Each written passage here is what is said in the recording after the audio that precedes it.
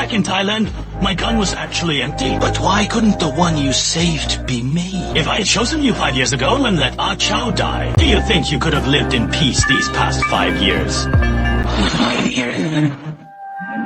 years? Do you have any idea what I've been through these 5 years? Do you even know?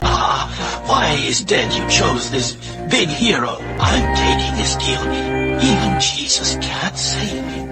I said so. Do you know how it feels to be abandoned by your own brother? My name is Zhiying. I was once a narcotics officer with a bright future. I was dedicated to wiping drugs off the face of the earth. But fate dealt me a heavy blow when I least expected it. 5 years ago, my two best friends, Brother Tin Ah Chow and I, were tracking the biggest drug lord in Asia, the Eight-Faced Buddha. But we underestimated how cunning and ruthless he could be. We fell into their ambush that day. Our squad was nearly wiped out, cast all the way to the edge of a cliff at the critical moment. Brother Tin took the Eight-Faced Buddha's daughter, Mina, hostage. Then the Eight-Faced Buddha presented a fatal choice. Release my daughter, and I'll let you take one person with you. I'll stay, let them both go. Brother Tin wanted to trade his own life for a chance for a Chow and me to live, but reality was cruel. The Eight-Faced Buddha wouldn't buy it. Brother Tin eventually chose Chow. I know he felt an unspeakable guilt toward him. After all, it was Brother Tin who pushed Chow onto the point of no return as an undercover. Besides, Chow had a loving family with a wife and kid waiting for him. But how much did I really matter to them? I was shot and fell off the cliff in that moment. I truly felt the despair of being abandoned by my brothers. The Eight-Faced Buddha let them go, but not out of mercy. To force them to live a lifetime of guilt. By some miracle, the bullet missed my vitals. The moment I plunged into the crocodile pit, I used every ounce of strength to crawl into an abandoned car. I managed to escape the crocodiles, but in a cruel twist of fate, the one who saved me was the Eight-Faced Buddha's daughter, Mina. I was once the cop tasked with bringing her to justice, yet now I rely on her just to stay alive. In this world steeped in drugs and sin, Qiang Tizidai could no longer exist to survive. I had to become a monster rising once again from the darkness. I became the Buddha's son-in-law, killing, dealing, and risking my life for him. No one knows the hell I endured during those years. Step by step, I betrayed everything I once believed in, waiting for one thing, a chance for revenge. Finally, 5 years later, the gears of fate have brought me back to Hong Kong. This land was once home, but now it feels alien and burdensome. I'm back because one of the Eight-Faced Buddha's shipments went missing. Duan Kun was the mastermind. He was even bold enough to kill the Buddha's own son. I was sent to settle the score, and as fate would have it, I was reunited with my two old brothers. This time the tables have turned. They are now high-flying senior inspectors, while I'm the son-in-law of Southeast Asia's biggest drug lord. I thought our reunion would be a tearful embrace between brothers, but the moment we met, Chow pointed his gun straight at my head. I couldn't believe his nerve. My hands were shaking, not out of fear, but out of pure rage. Do you know why that operation failed? Because someone called the Buddha and told him there was a mole warning him to close the deal. Oh, what did you say? I thought Chow would finally own up to his betrayal. I didn't expect him to stay so stubborn, accusing me of sowing discord. His panic-stricken look, trembling hands, and evasive gaze all betrayed the truth of what happened back then. A surge of painful disappointment welled up inside me, these 5 years of agony. All for a man who doesn't even have the courage to face the truth. In truth, all I wanted was a simple apology. If you really don't know what I'm talking about, then you should have arrested me by now. Dragon King. The Eight-Faced Buddha, for the sake of why is dead. You chose this big brother.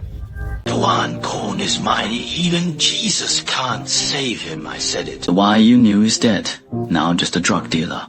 Meanwhile, the Eight-Faced Buddha, consumed by grief over his son's death, has kidnapped Chow's wife and daughter. He plans to use them as leverage to trade for Duan Kun. I took on the task myself and gave Chow a call. I arranged to meet him at our old spot as the familiar scene unfolded. I was reminded of that cruel choice once again. Deep down, a part of me was expectant, wanting to see how Chow would choose when faced with the same dilemma. One for one. Make your choice. I won't choose. If you're going to kill someone, kill me and me. Both of you. 2 for 2, then. Now will you let them go? Tin go. I knew you'd come, but had you forgotten who's in charge? Do you really think you call the shots? Are you even a man? If you want revenge, take it out on us. Don't hurt Chao's wife and daughter. The world is a cruel place. I didn't get a choice. What makes you think you do? You've had it rough, I get it. But that doesn't give you the right to go on a killing spree. But what about me? Back in Thailand, my gun was empty.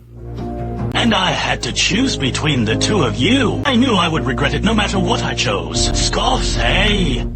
You say that as if you actually did the right thing. You saved Sam so his family could reunite, and you fulfilled your noble duty. But why couldn't the one you saved be me? If I had chosen you 5 years ago and let Sam die, do you think you would have lived happily these past 5 years? 5 years? 5 years? Do you have any idea how I've lived these past 5 years? I'm sorry, Zhiying, I shouldn't have abandoned you. I'm also sorry, Sam. I shouldn't have pushed you. As Tim bowed his head and confessed his guilt in that split second, the rage built up over 5 years finally found an outlet. I struck Tim repeatedly, unleashing all the grievances and bitterness of the last 5 years. Standing by Sam finally couldn't watch any longer. Enough! I admit it. It was my fault. I was the one who called the 8-faced Buddha back then. That's why everything fell apart. I'm sorry I'd been undercover for so long, missing my wife every single day. All I wanted was to go home. My wife was in the hospital. When my daughter was born, I wasn't even there. But then, when I was in Thailand, I was terrified of dying. I called the 8-faced Buddha only because I wanted to cancel the deal. I never knew it would end up killing my brothers. I just, every day since I've lived with crushing guilt and regret, I only wish it was me who had died that day in Thailand. I'd give anything to be the one who fell into the crocodile pit. Zam's apology was like a shot of adrenaline, instantly mending the 5-year rift between us brothers. All the past pain and misunderstandings vanished in that moment. I knew our brotherhood, forged through such suffering, had become unbreakable. I silently swallowed my bitterness and took the weight of our heavy past upon myself.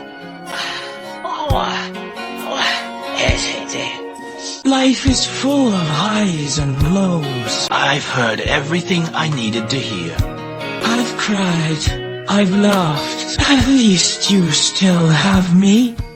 Oh. Wait for me here. Hey, brother, you got some fucking balls. Hey, remember this? From now on, your business is Tuan Kun's business. As long as we brothers stick together, who cares about that rape and kill crap? I'm going to be the Tuan Kun. Wow, wait, the whole world will be ours, all right. Hey, sit here. Hey, give me a gun. I'll give it to you in a bit, just wait for me here. All right, hurry up, I'm waiting. 19, make it fast.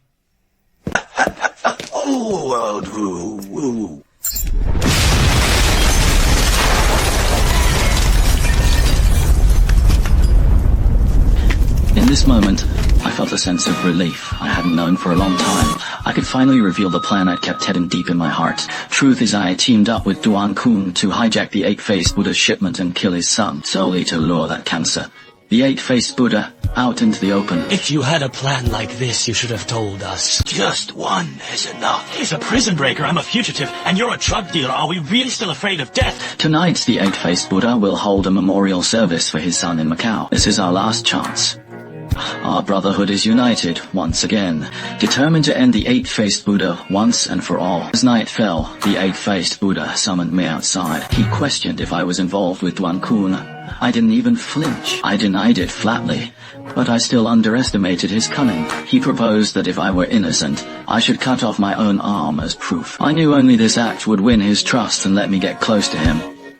So I picked up the dagger without a second thought, and enduring the agonizing pain, I severed my own arm. If it weren't for Mina, I would have killed you a long time ago. I've looked after you for all these years, and now you want to go back and be a good guy. So are you going to kill him or not?